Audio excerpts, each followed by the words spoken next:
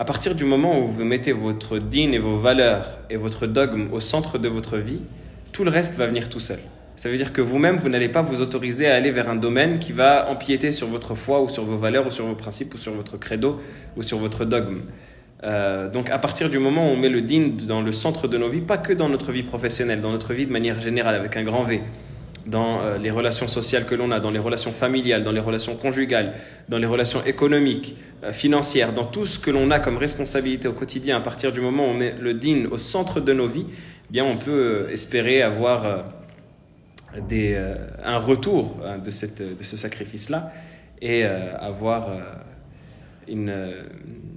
un rapport avec le dîn qui soit plus naturel et plus fluide. On n'a pas à se poser la question, est-ce que je suis en conformité ou pas?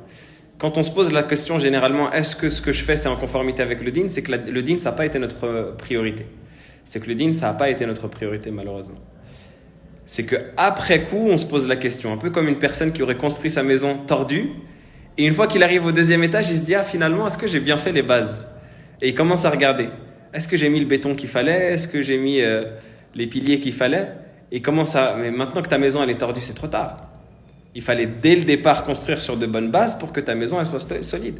C'est le même sujet et c'est la même mentalité avec le dîn.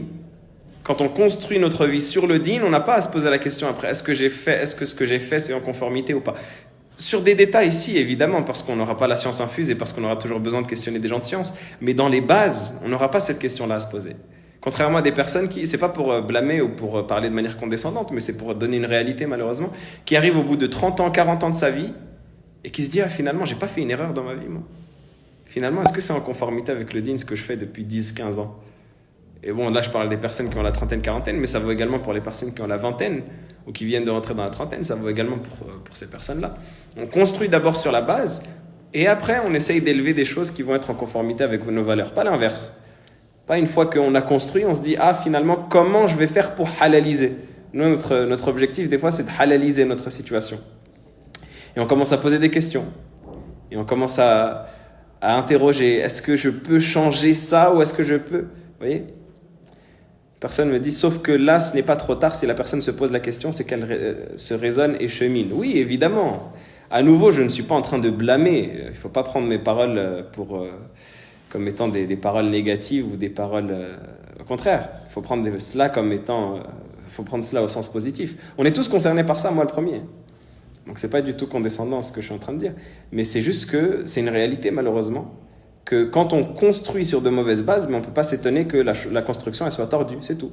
Après, évidemment que tant que la personne elle s'en rend compte de son vivant, eh bien, il y a toujours possibilité d'arranger les choses et Allah subhanahu wa ta'ala nous laisse la porte du repentir qui est ouverte jusqu'à ce que l'on décède.